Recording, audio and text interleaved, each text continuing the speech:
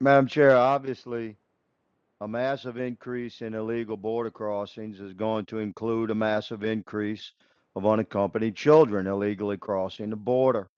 This this should not be a surprise. We're dealing with historically high illegal crossings at our southern border. It's a simple fact that we have to get our head wrapped around here.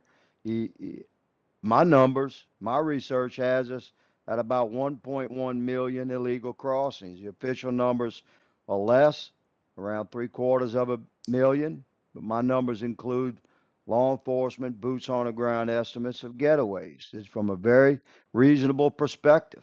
We're dealing with over a million illegal crossings.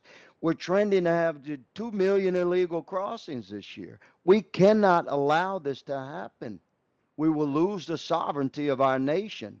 It's our duty, our sworn oath and responsibility as congressional representatives in the people's house for the United States of America to serve the American citizenry and protect the sovereignty of our country.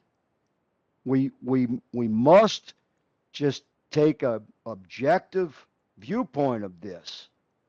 It's very clear what has happened. I mean, what changed? What changed since last year and the year before? Why are we at a historic highs? Obviously, it's because of policies. You know what happened? January 20th happened, and then executive orders happened.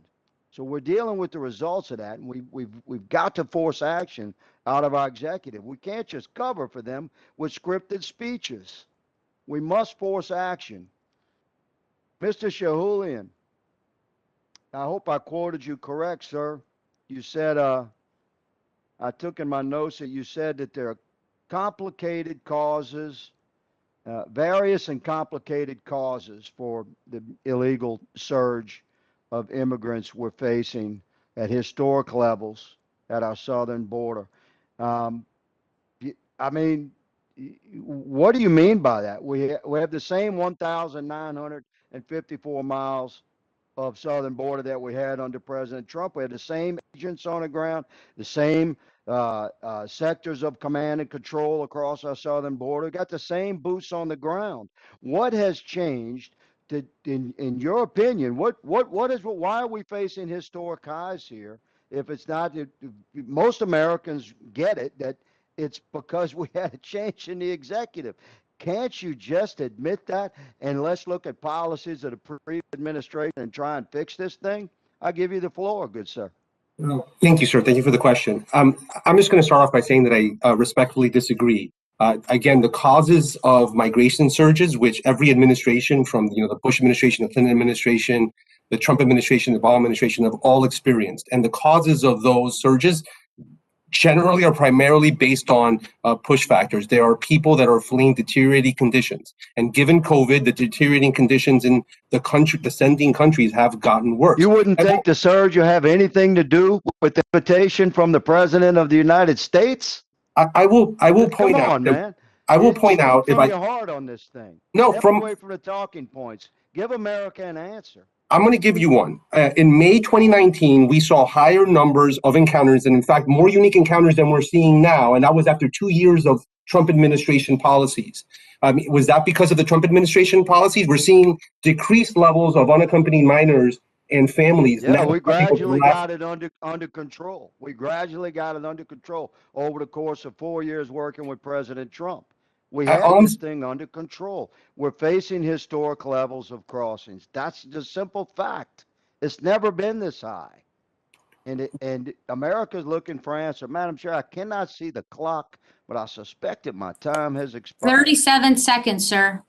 37 seconds you have. I want to give my remaining time in the interest of solidarity with the president's administration and his senior staff. I give the floor back to Mr. Shahoulian. You have my remaining 20 seconds, sir. I will just say that the empirical evidence is that people are fleeing deteriorating conditions, and until we address those and we provide alternative pathways, I will say that I am a son of a Cuban refugee. I grew up in Miami.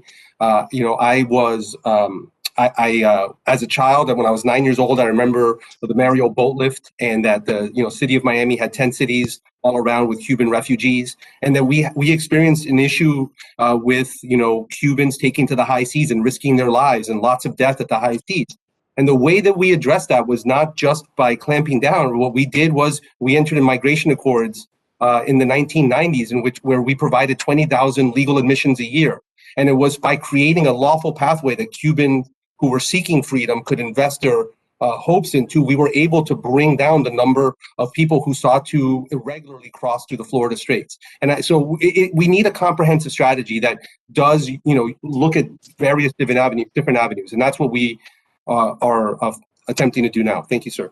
Thank you, Mr. Shahoulian. God bless you, sir. Let's talk more. Madam Chair, I yield.